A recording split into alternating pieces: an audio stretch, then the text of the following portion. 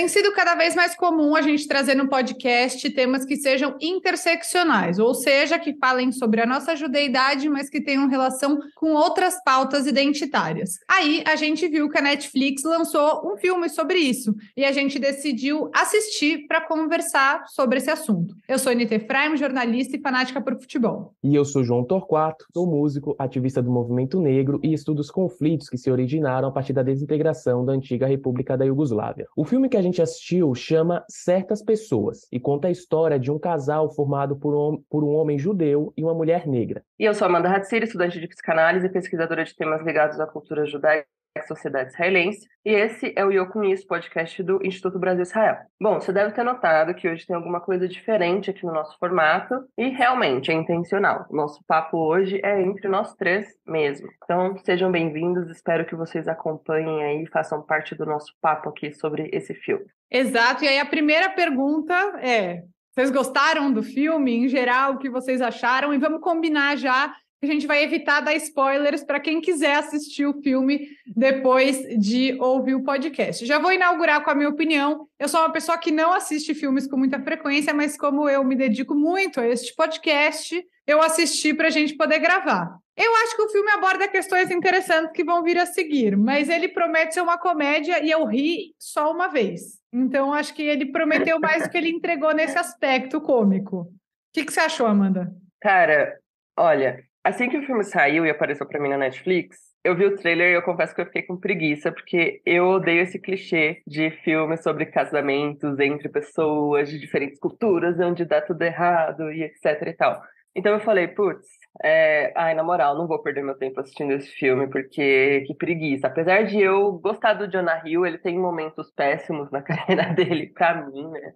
Não gosto muito de besteirol, né, norte-americano, mas eu acho que ele amadureceu, assim, nos últimos, talvez na última década, tal. Tem um filme que ele dos anos 90, que o filme chama Anos 90, né, que eu achei genial dele. E aí eu passei a dar a chance de Jonah Hill, mas apesar dele estar no seu filme, né, de produção dele e tal, eu falei, na moral, não vou assistir, porque eu tenho um pouco de ranço, assim. Mas, assim como a Anitta, como somos muito dedicados a esse podcast, falei, vamos lá, vamos ver, vamos dar uma chance. E como eu tava com a expectativa, assim, muito baixa, extremamente baixa, eu até que não achei tão horrível, porque eu tava realmente esperando que fosse muito, assim, muito ruim. E a Anitta, eu quero te falar a verdade, assim, a gente dá uma risadinha ou outra, assim, porque acho que na maior parte do tempo as piadas caem no clichê, porque o filme é um grande clichê, né? Então, para começar, eu digo que, assim, superou minhas expectativas no sentido de que minhas expectativas eram as piores possíveis. Então vamos começar por aí. Acho que o João gostou mais do que eu e você, né? Habla aí, João. Assim, diferente da Anitta e da Amanda, eu confesso aqui, já peço desculpa de antemão aos ouvintes, que eu sou um grande fã de besteirol, né? Famoso aqui, quem me conhece sabe, né? Pô, rolê na minha casa com os amigos, sabe que vai ter que ter um filme do Adam Sandler ou um filme trash dos anos 80. Só que tem um ator ali que é um ator dos meus filmes preferidos, né? Que é o Eddie Murphy, que, enfim, dubla o Shrek, faz um Tira da Pesada. Só que ele sai um pouco, assim, eu achei interessante a proposta, que ele sai um pouco daquela coisa caricata que o Eddie Murphy tem, para ser uma pessoa centrada. Tipo, de repente ele não era mais o Dr. Dolittle.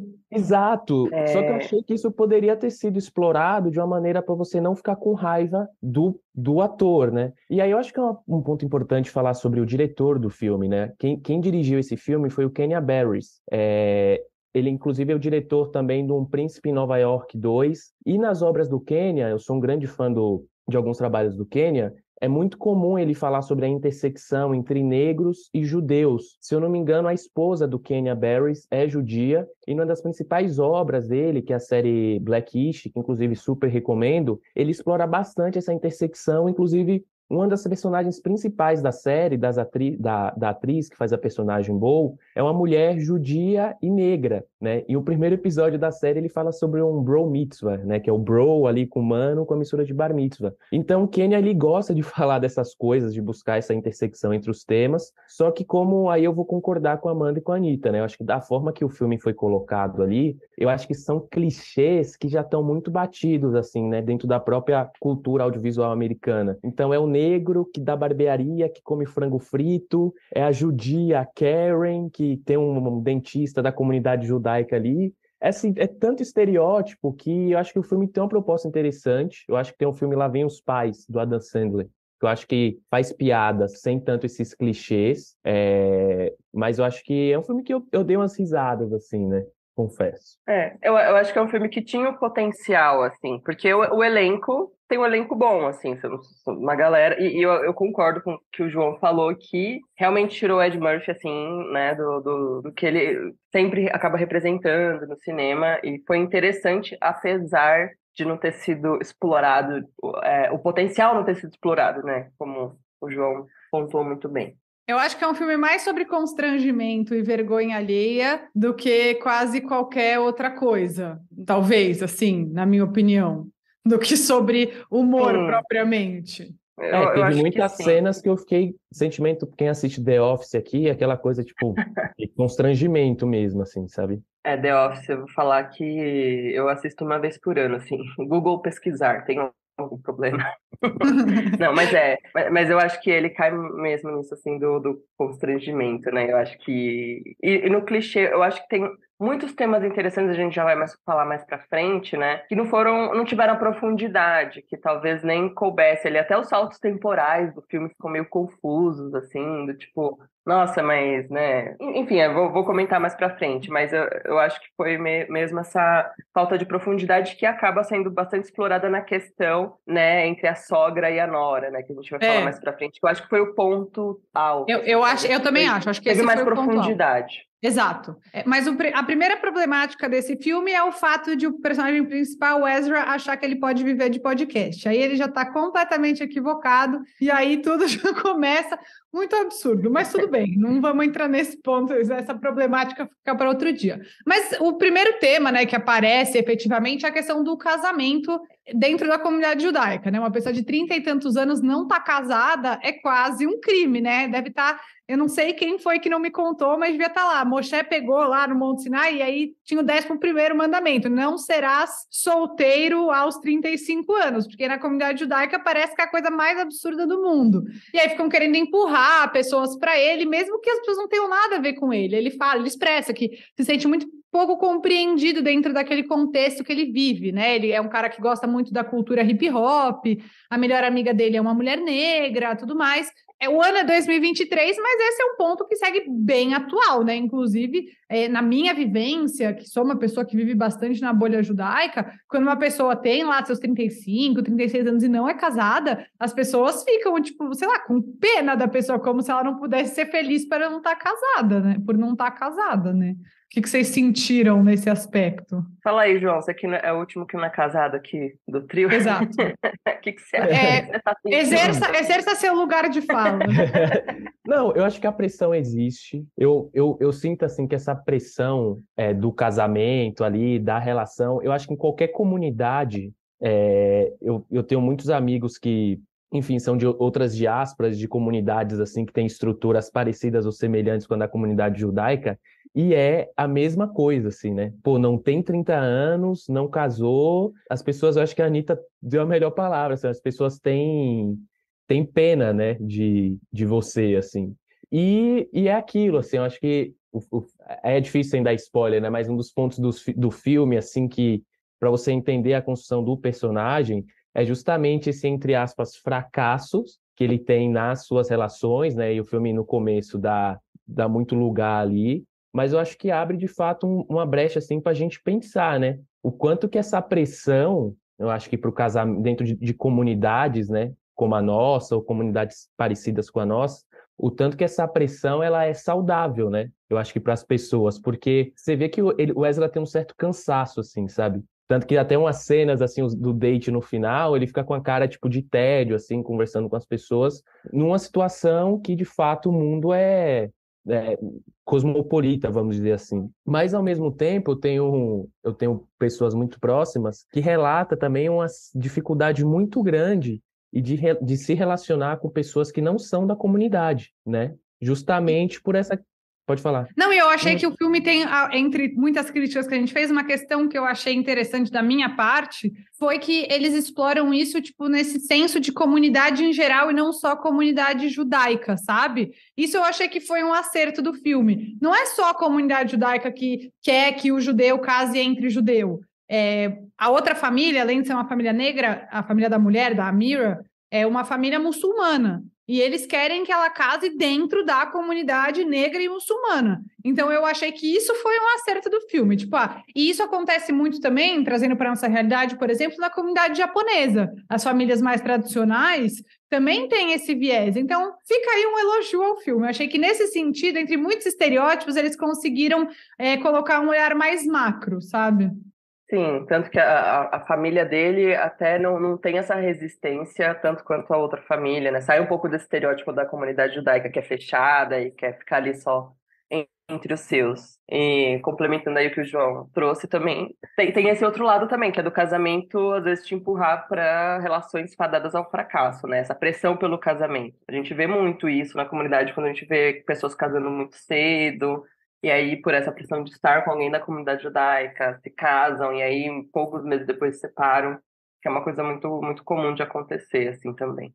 Sim, sim, total. Eu acho que essa coisa de relações fadadas ao fracasso, às vezes até acaba escapando para um lado pior, sabe? Que são relações que você acaba Se só fracassasse, estava tudo bem.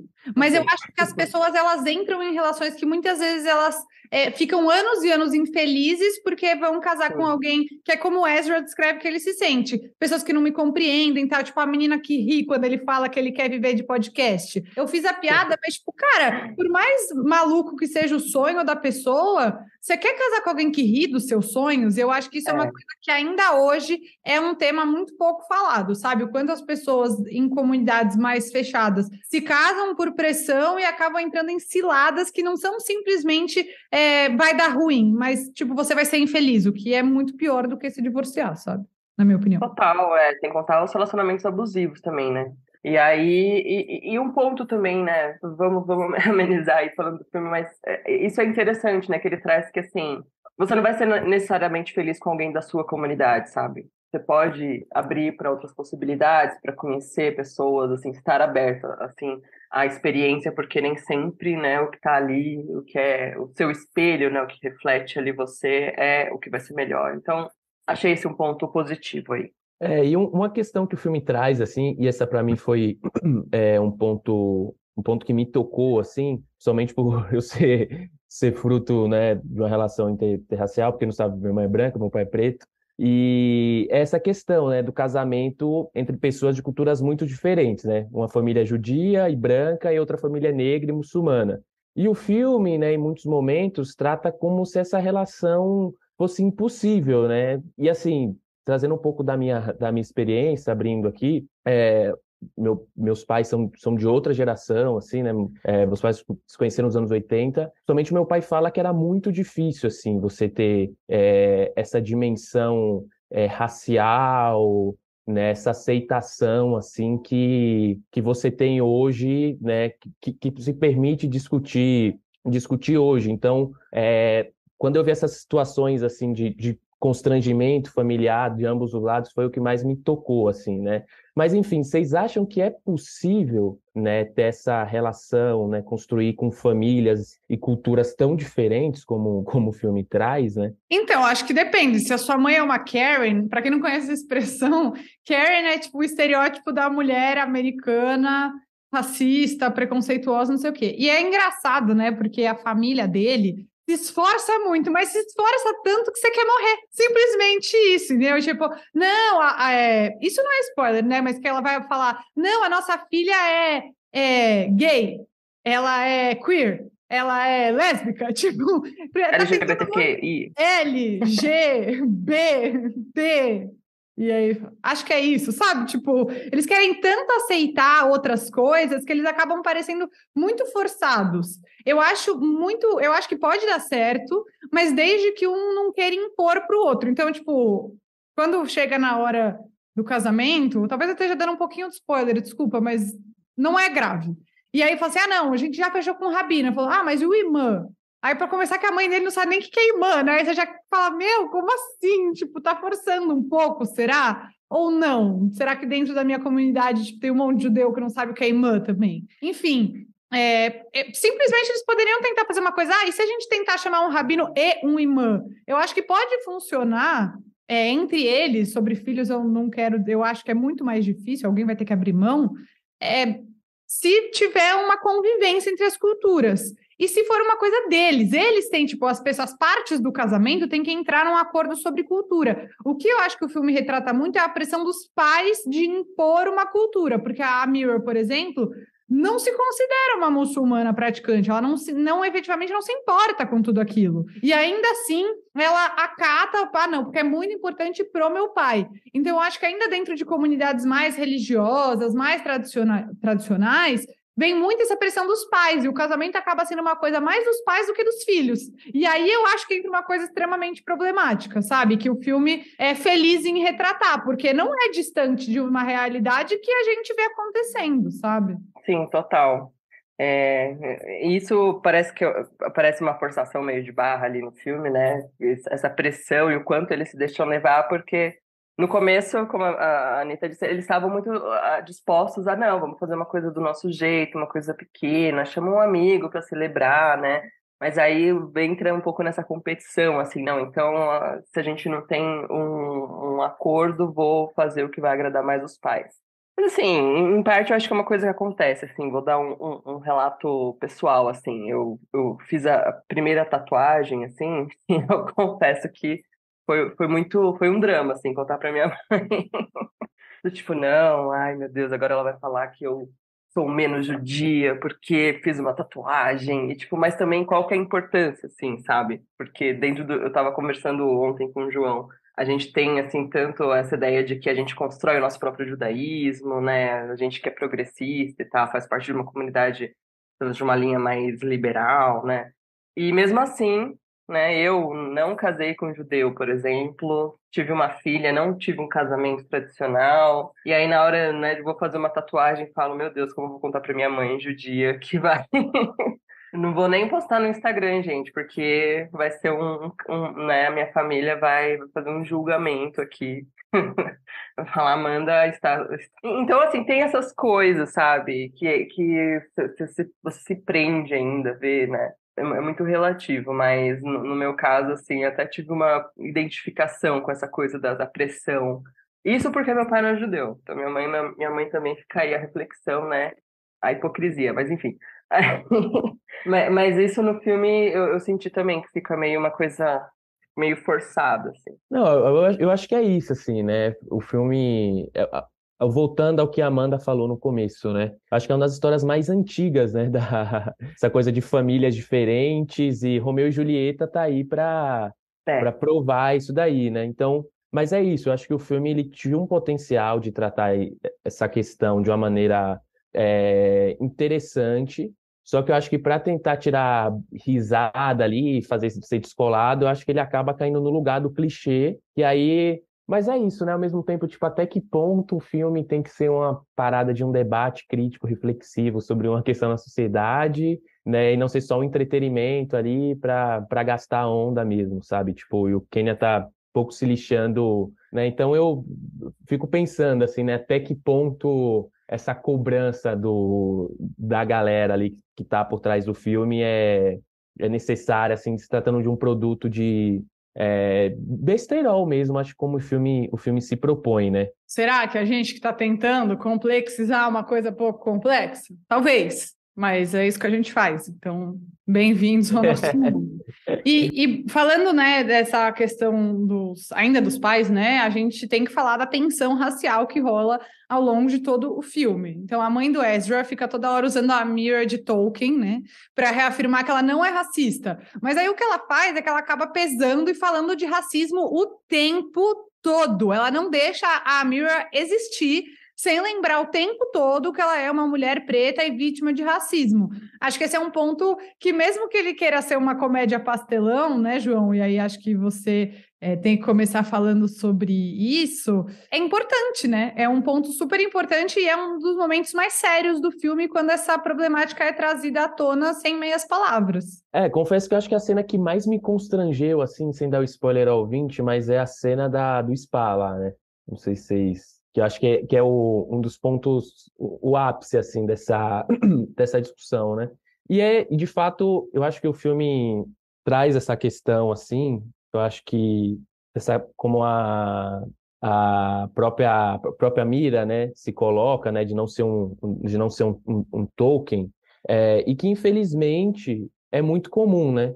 Por, às vezes, as pessoas entenderem que determinada comunidade, né, no caso a comunidade preta ali, tem um problema estrutural que é o racismo, às vezes por uma falta de contato mesmo, assim, né, ou de estar fora da bolha, acha que está fazendo um papel de salvação, de salvador, né, de que, né, e tal, vou te ajudar a te libertar desse problema aí, a gente vai mudar o mundo, né? E aí é muito desgastante, porque todas as cenas ali que isso se apresenta, a Mira só tá querendo ficar de boa, só tá querendo dar um rolê, só tá querendo interagir com a sogra dela, né? E isso é muito chato, assim, né? Quando uma pessoa, principalmente no âmbito familiar, que você tá querendo construir uma relação, te coloca o tempo inteiro ali com uma parada que você já sabe, né? Qualquer pessoa, né? Uma mulher sabe os problemas do machismo estrutural, uma pessoa negra sabe do racismo estrutural, enfim, a pessoa já lembra por si só e tem que ficar fazendo aquela forçação de barra que chega um momento que chega a ser vergonhoso, né? Então, acho que dá para botar um ponto positivo do filme, que eu acho que mostra, assim, né, como você não ser um babaca quando você está com uma pessoa de alguma minoria perto de você, assim, eu acho que é uma grande lição, isso que o filme traz, eu acho que eu destacaria como um ponto positivo. Não, também achei, assim, total, como eu disse antes, que esse é o ponto alto, assim, que talvez até poderia ter sido mais aprofundado, assim, talvez até ter um foco maior, assim, no filme, a relação, né, entre a Mira e a sogra, no sentido de, eu acho que dá para tirar daí, usar o filme até como ponto de start para uma discussão de iniciação mesmo, assim, no tema, claro. Fica muito claro ali que a mãe, né, a sogra, ela não é nem um pouco letrada, assim. Tem uma cena em que não é spoiler, tá, gente? Mas uma cena em que o próprio filho, o Ezra, aponta para ela, tipo, mas você discute isso com as suas amigas? Por que você tá falando disso o tempo todo, né? E ela fala, claro, a gente sempre fala sobre violência policial e tal, e, tipo, fica claro que não. E isso é uma coisa que, tipo, a pessoa não discute, isso não faz parte do dia dela. Então, é aquela coisa, né, o debate que a gente faz entre você não, o que é não ser racista e o que é ser antirracista, né? Que é, tipo, em que momento isso surge ali sempre só como constrangimento, mas que não faz parte nenhuma da vida dela em outros contextos. E isso é uma crítica que eu achei bem interessante, assim, no filme. Eu achei muito violento isso, e eu acho que a intenção era mostrar o quanto isso é violento, tipo, que às vezes você só quer e, tipo, você tá nervoso para ir conhecer a família do seu namorado, que é uma família judia tradicional e tudo mais, e aí você chega lá e tem que ficar falando de violência policial, sério. O cara me deixa em paz, entendeu? É tipo se eu chegar, não é tipo, mas sei lá, eu me sentiria muito mal se eu chegasse num lugar em que as pessoas não convivem com um judeu e começasse a falar o Holocausto foi mó chato, né? Tipo, cara, eu não quero falar sobre isso, sabe? Dá trabalho falar sobre isso. Então, eu achei isso muito violento. Sim, mas achei importante. Essa situação me lembrou muito o que a Dani Crash, né? Um beijo pra Dani aí. Quando a gente tava cobrindo a Anitta no Espécie Israel, que a gente tava falando sobre o conflito, né? E ela falou, pô, nenhum israelense acorda de manhã, toma um café, lê o jornal e fala, ai, o que será que o conflito está acontecendo, né? Os assentamentos, A sabe, pessoa essa tá situação. preocupada em levar o filho pra escola, sabe? Tipo, Sabe, tipo, comprar um pãozinho ali na esquina. exato, tem situações assim que infelizmente é outra dinâmica, assim, sabe? Eu acho que o filme colocou isso de uma maneira muito, muito bem colocada, assim. E aí tem o outro lado, né, da história, que é o pai da Mira. O Akra, ele trata o Ezra super mal desde o momento zero, meio num mood de tipo, você é só mais um branco escroto, sem tentar conhecer o namorado da filha e tal. E eu queria saber o que vocês acharam dessa abordagem, porque já adiantando aqui o que eu achei que deu margem para um papo de racismo reverso. Ai, nossa, ele não é só mais um homem branco escroto, ele trata super bem a filha. Aliás, esse é um ponto que eu acho interessante do filme, o quanto eles se dão bem entre eles. Eu acho que isso é pouco caricato, acho que podia explorar um pouco mais, né? Um ponto pouco explorado, mas eles têm uma relação profunda, complexa, que poderia ser até um pouco melhor demonstrada. Eles se entendem bem e tal. E o pai não dá nenhuma margem para conhecer o cara que a filha ama.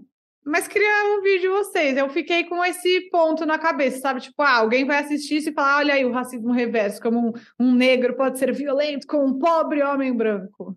Não, acho total, assim, principalmente quem for ver o filme, se for ver e ver até o desfecho, fica muito essa sensação de que dá pano para manga, assim, para o racismo reverso, né? Do tipo, olha, então, na verdade, toda a raiva que uma pessoa negra pode sentir de um branco, na verdade, é só chance de não conhecer essa pessoa. E que ela não é né, aquela coisa de nem sempre um branco, mas sempre um branco, né? E aí, esse é um ponto que fica meio confuso e superficial, né? Essa superficialidade que, claro, você precisa para caber num filme, né? Eu acho que o filme toca muitos pontos complexos e por isso cai em tantos clichês, porque por falta de aprofundamento. E um deles é com certeza esse, assim. E cai, né? O João falou no começo, né, do personagem do Ed Murphy ser diferente, não ter sido aprofundado, acaba caindo muito nesse clichê, né, que a Mira até aponta para ele, né, do homem negro violento, bravo o tempo todo. E eu acho que essa relação entre os dois acaba reforçando, né, isso. Assim, teve momentos do filme, assim, eu até falei no começo, né, que eu falei, pô, senti até raiva, assim, do personagem Sim. que faz o Eddie Murphy, porque eu acho que, assim, acho que a maneira que ele lida com a situação, e não a situação em si, eu acho que é uma maneira muito infantil e muito mal educada, assim, né?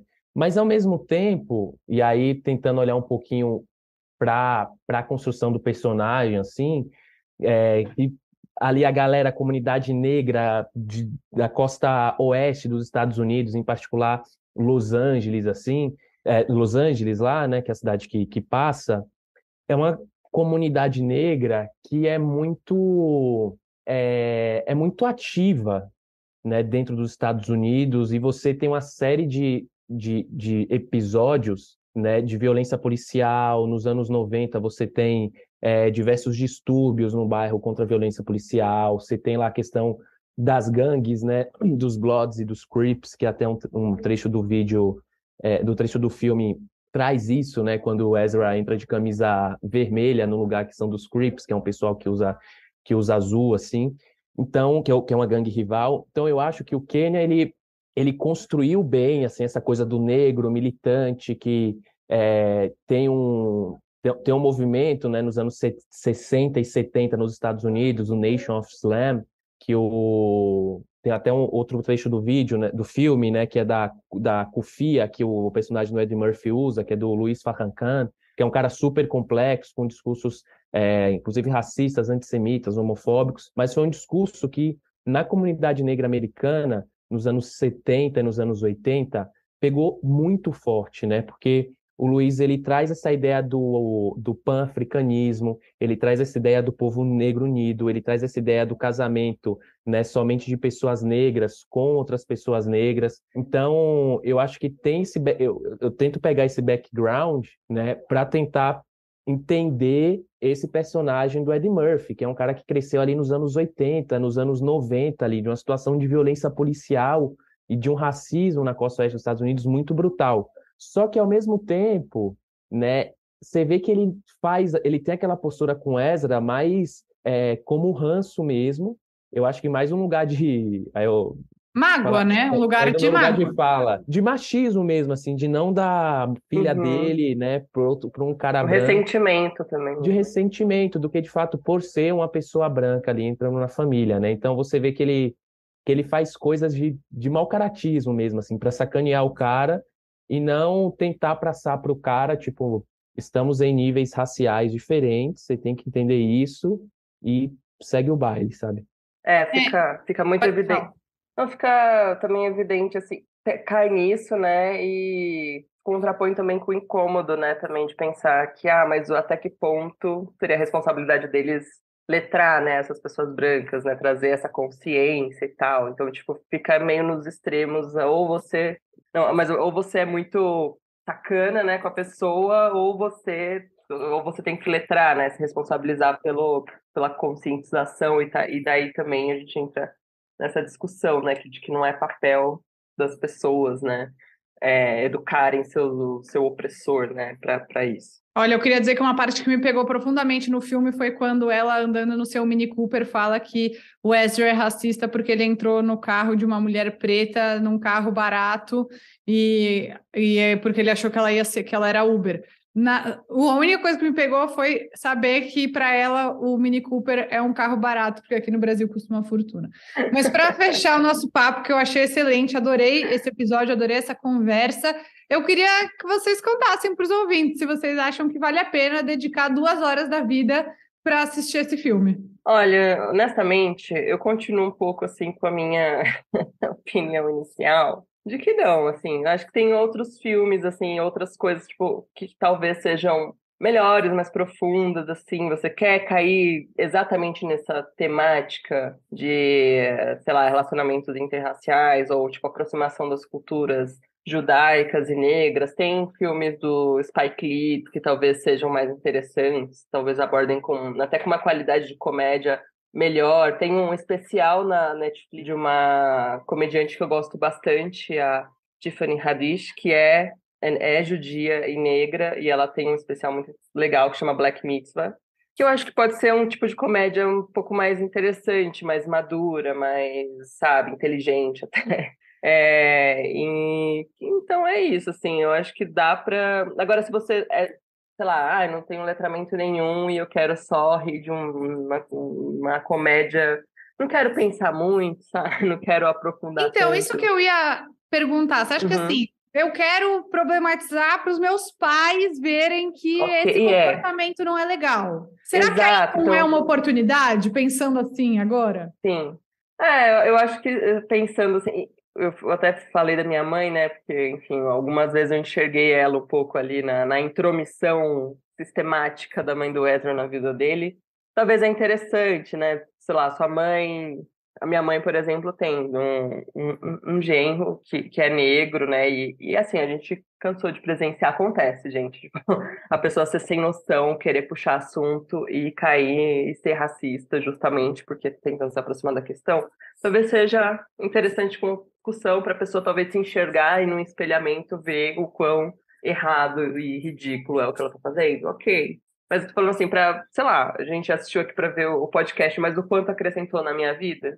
Não sei, sabe? Prefiro ler Conceição Evaristo, sei lá. Mas é isso, essa é a minha opinião. Olha, se você é uma pessoa como eu, que assim, não, que o filme de fato ali, óbvio, você vai ter momentos gosta de filmes reflexivos, políticos, mas que na maioria das vezes você quer ver um filme só para passar tempo, só para sentar e abstrair, assiste.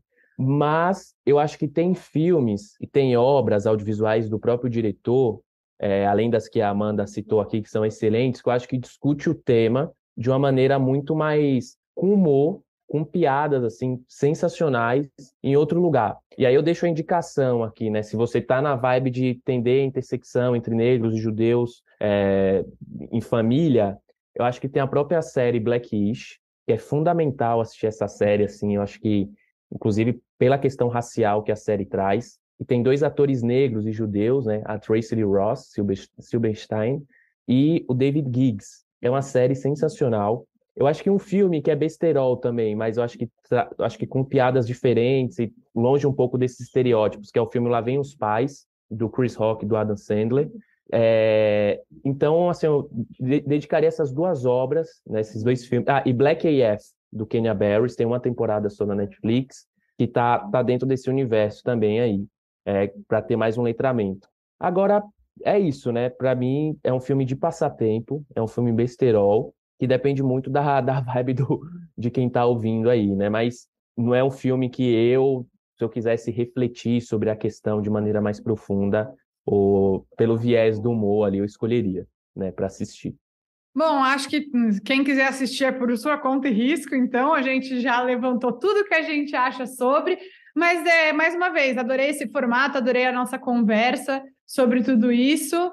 E então até a gente também quis fazer esse episódio para dar uma baixada, né? A gente sabe que a gente estava com temas bem pesados no podcast, então a gente quis falar sobre um filme pretensamente de humor, sobre questões também que são muito importantes, mas de uma maneira um pouco mais leve, e acho que isso a gente conseguiu entregar para o nosso ouvinte. Então, muito obrigada a você que ouviu até aqui e até quarta-feira que vem. Se você está ouvindo a gente pelo Spotify, a gente vai deixar uma enquete para você responder se você gostou do filme. Se você ainda não assistiu, mas ficou com vontade, volta aqui depois para contar o que achou.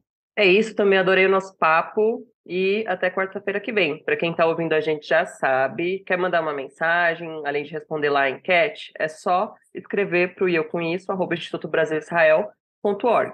O Eu Com Isso está em diversas plataformas de áudio, como Spotify, Orelo, Apple Podcast, Google Podcasts, e também no canal do YouTube do IB. Não esquece de seguir o IB nas redes sociais e nos falamos semana que vem.